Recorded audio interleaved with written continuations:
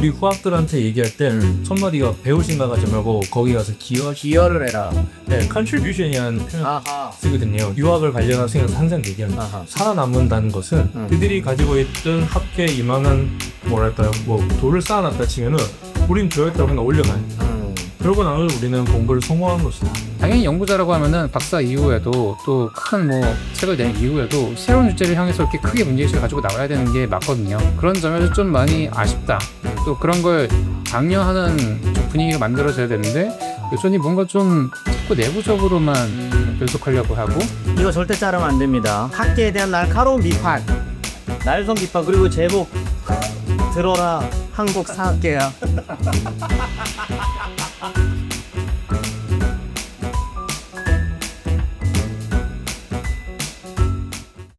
저도 이제 최근에 뭐 번역서 같은 거를 이제 막 내다 보니까 일본 쪽 책에 지금 완전 좀 빠져 있다는, 좀 과장해서 말하면 좀 빠져 있다는 표현을 쓸 수도 있는데, 아니 뭔 분야만 찾으면 일본 책이 하나씩 툭툭 잡혀요. 그러니까 예를 들면 한국사는 뭐 물론 일본사, 중국사 말할 것도 없죠. 일본에 연구가 많은 거. 아니 근데 뭐 인도, 이슬람, 동남아시아 뭐 이런 쪽 한 거 다 잡혀요. 그것도 좋은 책들이.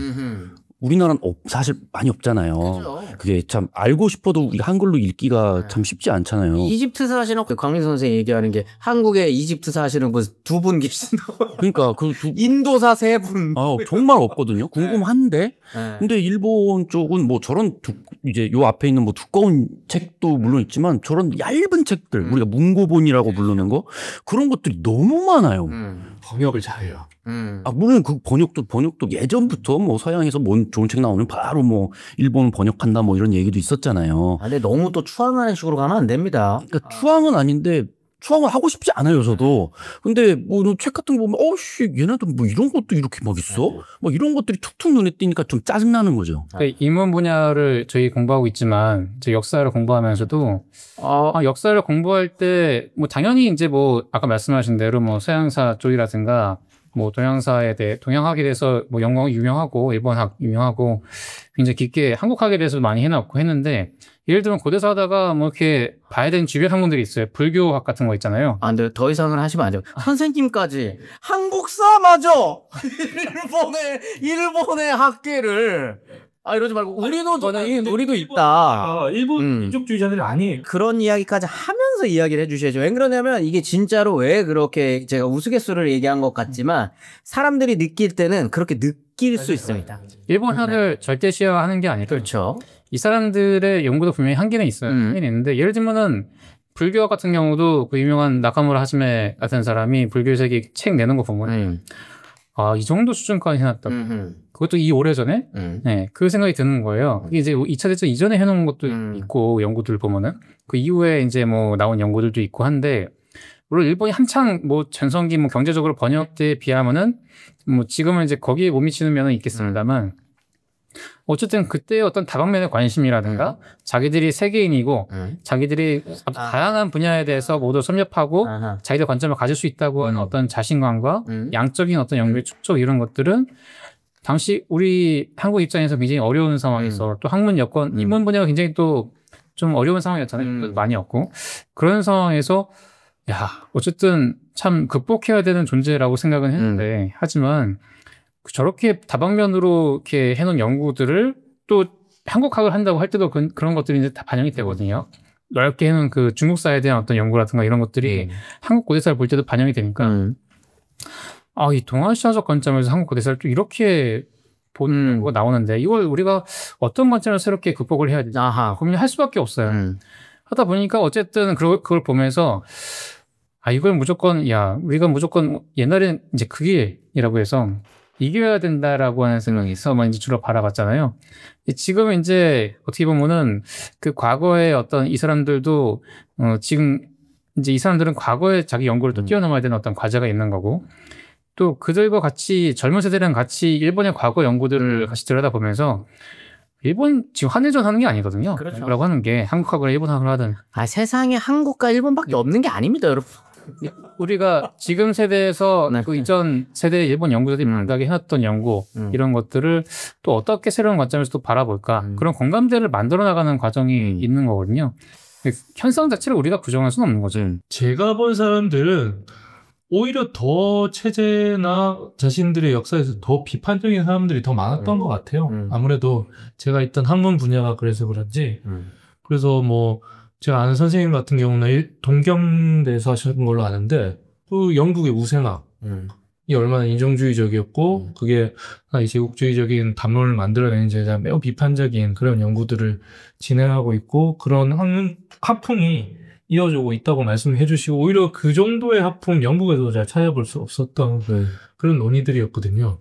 그리고 제가 있던 국제금융사, 뭐 국제통화 영역에서는 그 일본을 중심으로 어떻게 그 역사를 풀어낼 수 있는가에 대한 얘기가 많이 나와요. 그러니까 우리에게 있어서 IMF와 같은 곳은 어떻게 본다면 상처와 아픈 역사로서만 우리가 인식되고 기억되고 있는데 일본 같은 경우는 그것이 어떻게 동아시아적인 질서 혹은 일본이 이렇게 강대국으로 부상하는 그 무역 질서, 국제금융 질서 속에서 IMF라는 제도가 어떻게 자신들에게 유불리하게 작동했는가에 대한 명확한 입장을 가지고 있고 그렇기 때문에 국제기구들을 어떻게 상대해왔고 이렇기 때문에 우리는 이런 득과 실을 얻어왔다는 그 일본의 입장에서 자신의 입장에서 명확하게 전 세계의 그 제도와 뭐 국제금융 제도 이런 것들을 투영할 수 있는 그런 입장들을 가지고 있는 것을 확인을 했죠. 그러니까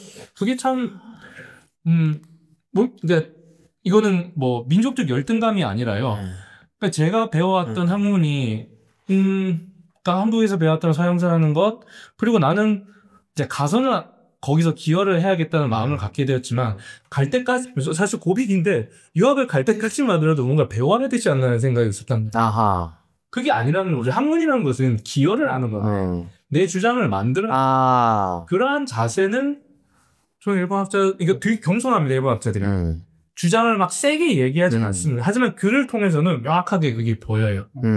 국제학술장에서 나도 내 목소리를 낼 수 있다라고 하는 생각을 한국 학자들이 하지 않는다는 건 사실 굉장히 오래전부터 한 10몇 년 전부터 관련해가지고 사회학자 선생님 중에 한 분이 그 얘기 굉장히 세게 주장하면서 반성을 많이 하고 있는 부분이라고 알고 있거든요.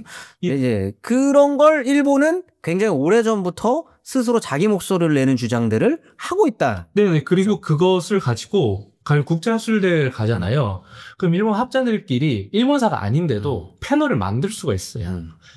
그러면은 그 패널에 가가지고 뭐 다른 그것이 뭐 유럽이 됐든 뭐 남미가 됐든 그 학자들과 교류가 가능하게 되는 거죠.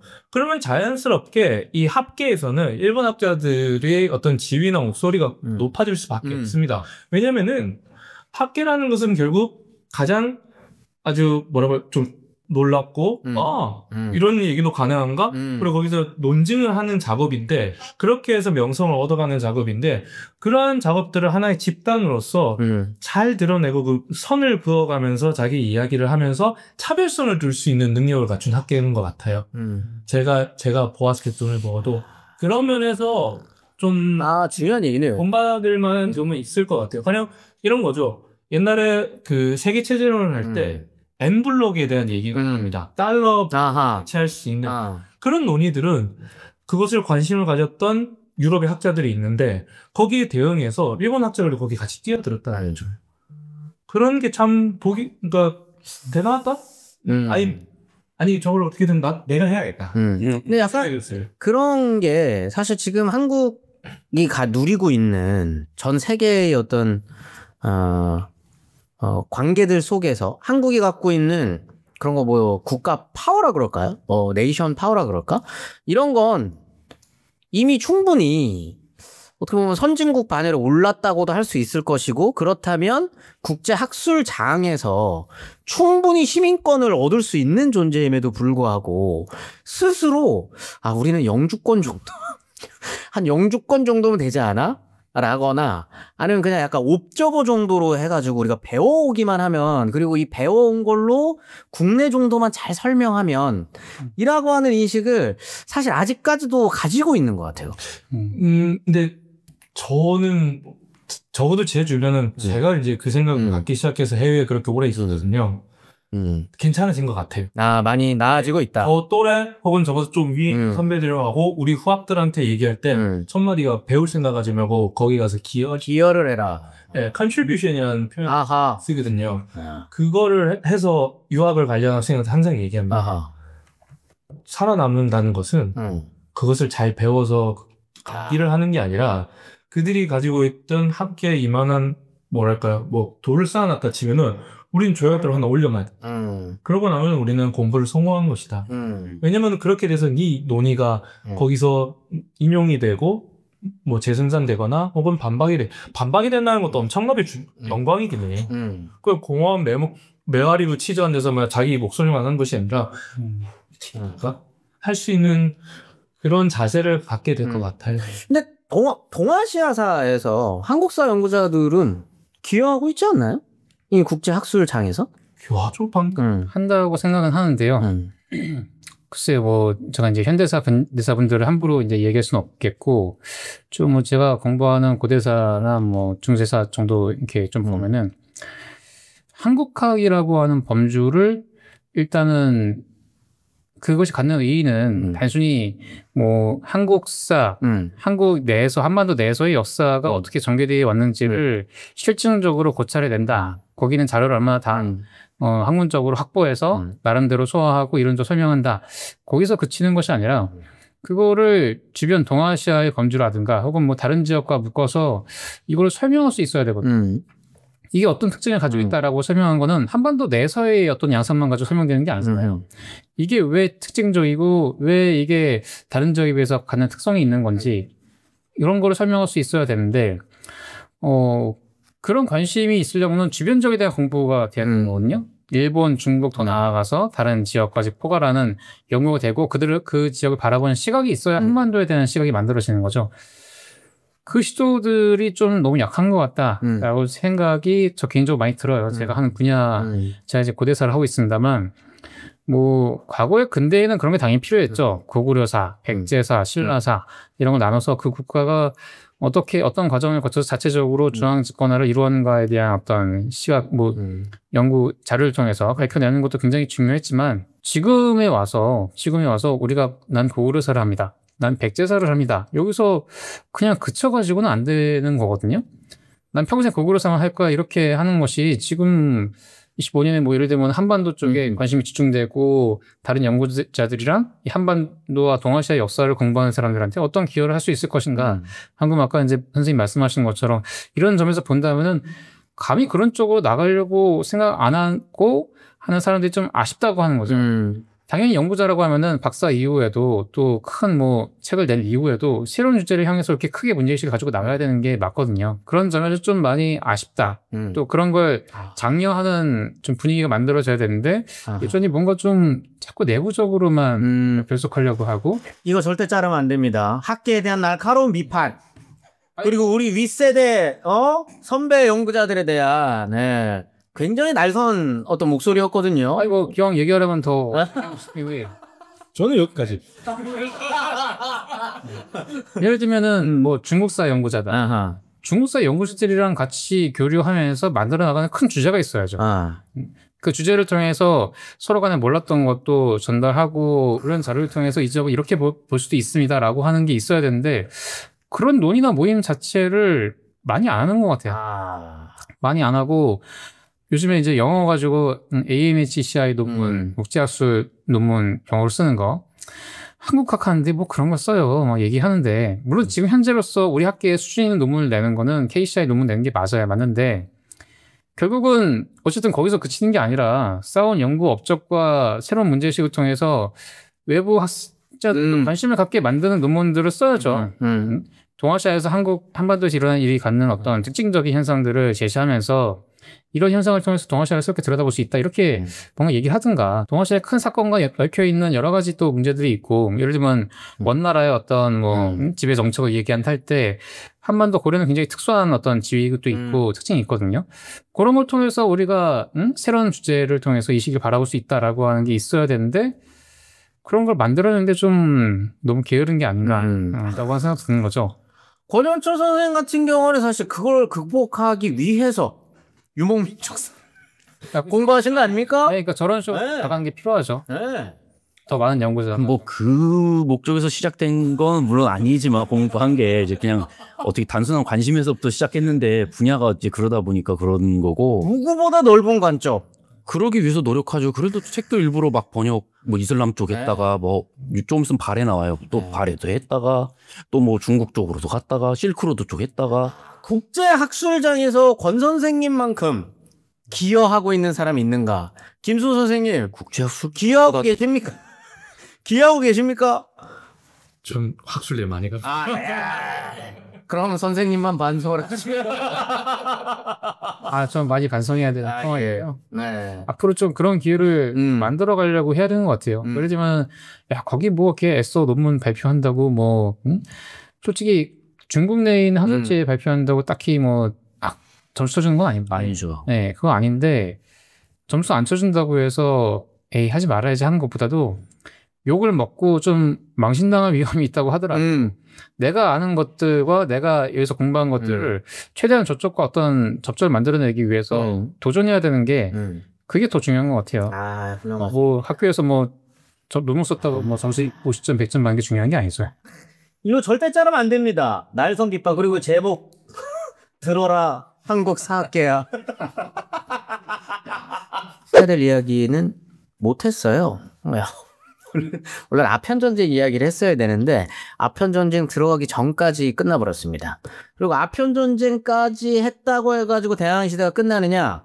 전체 대항해 시대에서 지금 절반도 안 본 겁니다. 왜냐면 사실 지금 저희는 인도양까지만 본 거예요, 사실. 그죠? 대서양 가야 돼. 네, 인도양까지만 봤지 대서양과 가야지. 태평양은 좀 보지도 않았습니다.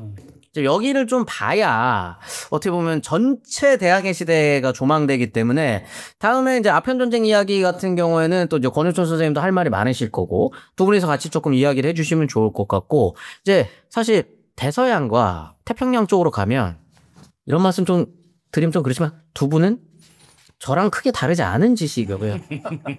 갖고 있을 확률이 없거든요. 잘 모르지 않으시겠습니까? 그러니까 그때는 물론 아까 학자는 배운다기보단 기여를 해야 된다 했지만 그날만큼은 배우는 시간도 필요한 것 같아서 그때는 이제 대서양 그리고 태평양 중심의 대항해 시대 같은 경우 우리가 다 같이 배워보는 시간을 또 가져보는 걸로 하면서 오늘은 마무리하도록 하겠습니다. 수고하셨습니다. 수고하셨습니다.